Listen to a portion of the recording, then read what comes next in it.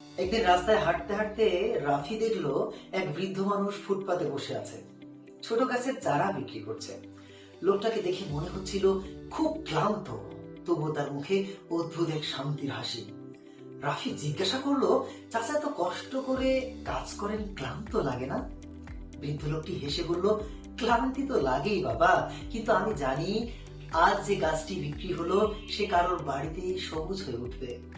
আমি হয়তো সেই গাছের ফল দেখি না, কিন্তু অন্যের জীবনে একটু আনন্দ যোগ হয়, এই ভাবনাটা আমাকে চালিয়ে নেয়। সেদিন রাফি প্রথম বুঝলো, আনন্দ সবসময় বড় কিছুতে নয়, ছোট ছোট কাজেই লুকিয়ে থাকে। সেদিন থেকে সে প্রতিদিন অন্তত একটি ছোট্ট করে কাজ করত, যা অন্যের জীবনে আনন্দ দেবে। ধীরে ধীরে সে দেখলো তার নিজের জীবনটাই বদলে যাচ্ছে। জীবন একঘেয়ে নয়, জীবন আসলে ছোট ছোট আলোয় ভরা। শুধু খুঁজে পেতে হয়, জানতে হয়।